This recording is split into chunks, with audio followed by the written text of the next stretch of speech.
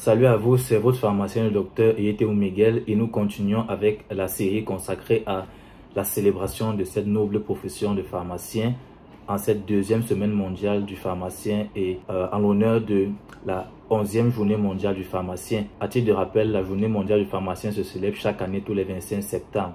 Dans l'occasion de cette célébration de la profession à laquelle j'appartiens, j'ai demandé à mes abonnés sur Facebook de me proposer des thèmes, des questions qu'ils aimeraient que j'aborde concernant les médicaments ou la pharmacie ou les pharmaciens en général. Et j'ai reçu donc une question d'un abonné qui voulait savoir qu'est-ce que le pharmacien fait en dehors de dispenser les médicaments. Parce qu'on sait tous en général que le rôle principal, le rôle majeur du pharmacien, notamment en officine, c'est-à-dire en pharmacie privée ou même en pharmacie hospitalière, c'est de dispenser les médicaments ou plus vulgairement de vendre les médicaments aux patients. Et donc, en dehors de ça, qu'est-ce que le pharmacien fait au quotidien? En quoi consiste son travail au quotidien? Donc, c'est par rapport à cette question qui m'était posée que je vais donc apporter des réponses et des éclairages. Bien, il faut dire que le pharmacien est un commerçant d'un tout autre genre. Et c'est important de le préciser parce que les autres commerçants qui commercialisent des produits, peut-être des produits alimentaires, des produits électroménagers, des produits ou des appareils de technologie et autres. Mais le pharmacien, lui, il commercialise des produits d'un type ou d'un genre particulier. Il s'agit des produits de santé. Et les produits de santé sont délicats, surtout les médicaments. Il faut savoir que le mot pharmacie vient de pharmacon qui signifie poison. Donc le médicament était considéré comme un poison à l'origine. Pourquoi? Parce que les médicaments venaient beaucoup plus ou étaient souvent extraits du venin de serpent. C'est d'où donc l'origine du caducée pharmaceutique qui est utilisé comme emblème de la pharmacie, où vous voyez une coupe avec le serpent qui s'enroule autour. Et si vous voulez en savoir davantage sur l'origine de cet emblème et l'origine de la croix verte des pharmacies, je vous invite à regarder la vidéo que j'ai faite dessus précédemment. Et nous savons tous que le venin de serpent est un élément très toxique, très dangereux pour la santé. Comment se fait-il donc que les gens réussissaient à extraire des médicaments pour soigner des gens? Donc, ils parvenaient à le faire grâce à l'expertise qu'ils avaient développée. Et donc, il faut dire que chaque médicament est un poison dans le sens où si vous allez au-delà des doses recommandées, au-delà des doses normales ou indiquées, vous allez vous retrouver en train d'intoxiquer votre organisme et vous risquez même de mourir. C'est d'ailleurs malheureusement pour ça que beaucoup de gens se suicident en consommant un excès de médicaments. Être pharmacien requiert donc une certaine expertise pour pouvoir manipuler les médicaments de la bonne manière et pour que cela ne cause pas des dommages, mais pour que cela contribue plutôt à la santé. Et cette expertise entraîne donc un sens élevé de responsabilité. Donc, chaque acte que le pharmacien pose entraîne ou implique sa responsabilité personnelle. Et concernant la dispensation des médicaments aux patients, il faut dire qu'elle peut être de deux ordres. Le premier type, c'est la dispensation sur ordonnance, c'est-à-dire que vous, le patient, vous vous rendez en officine avec votre ordonnance. Après, vous êtes fait consulter par votre médecin à l'hôpital. Après avoir fait des examens, votre médecin vous prescrit un certain nombre de médicaments et vous vous rendez donc en officine avec l'ordonnance.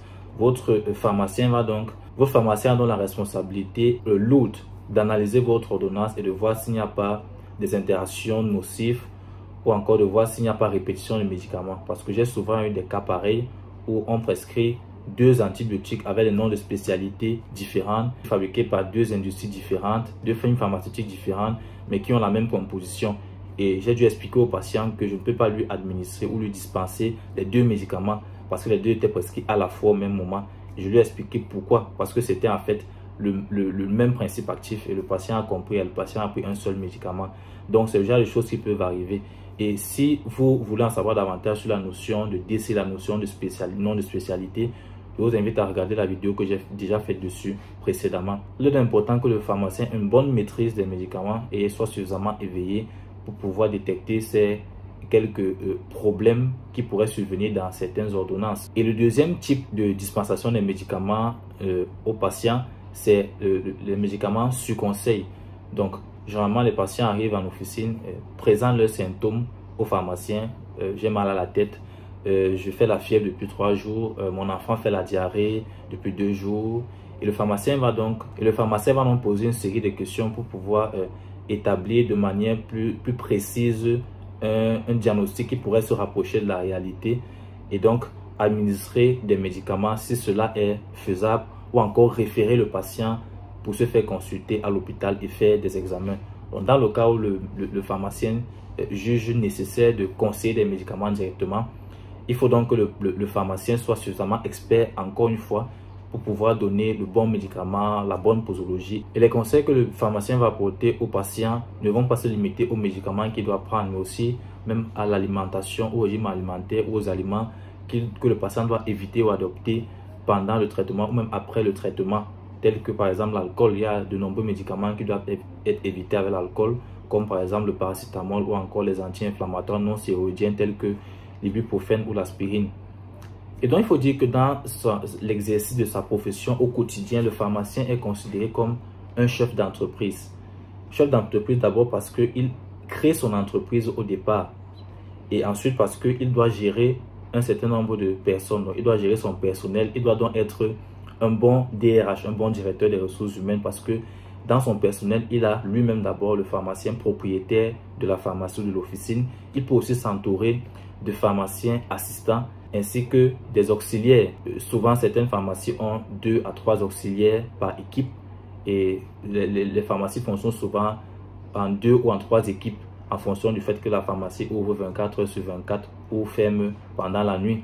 Et donc, certaines pharmacies peuvent se retrouver avec 5, une dizaine, voire une vingtaine d'auxiliaires et de pharmaciens assistants.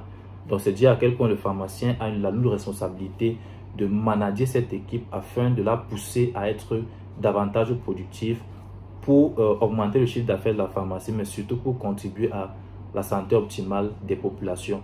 Le pharmacien est aussi appelé à gérer son stock de médicaments au quotidien. Le pharmacien doit veiller à respecter la règle de 80-20, c'est-à-dire que 80% des médicaments en officine contribuent à seulement 20% du chiffre d'affaires de l'officine, et 20% seulement des médicaments qui se trouvent en officine sont ceux-là qui contribuent à 80% pour la majorité du chiffre d'affaires.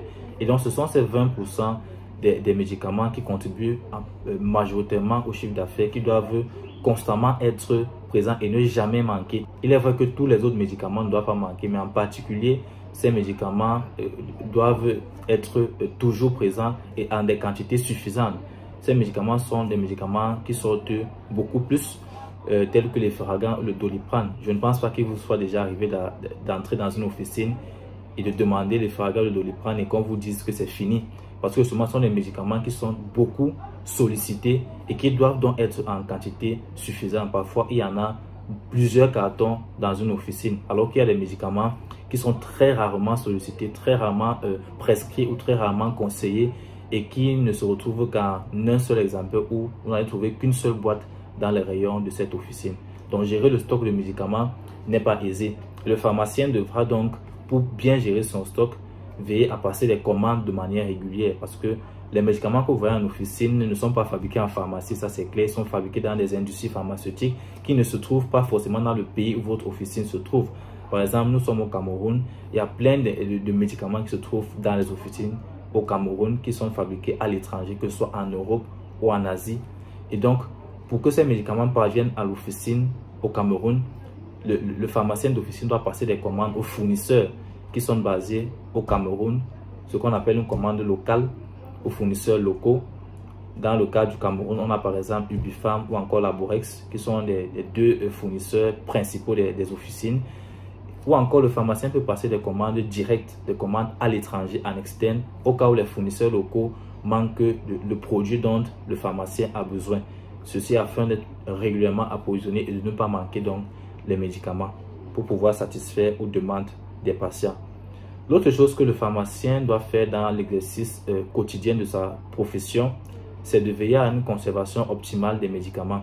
Et il faut dire que la majorité des médicaments se conservent à moins de 30 voire moins de 25 degrés, donc entre 15 et 25 degrés.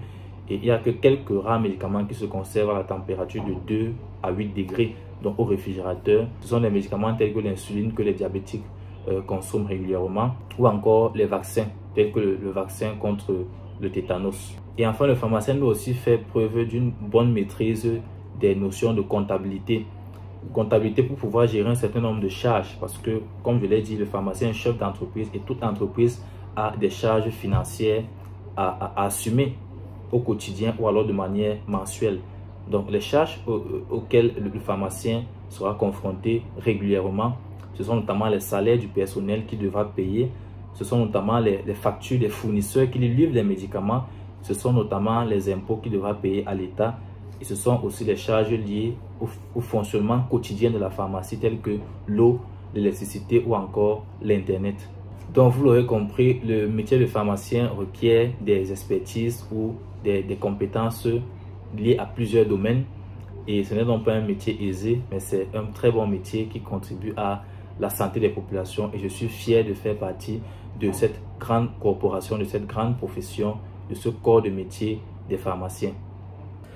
Je vous remercie d'avoir regardé cette vidéo et n'oubliez pas de vous abonner afin de ne pas manquer mes prochaines vidéos.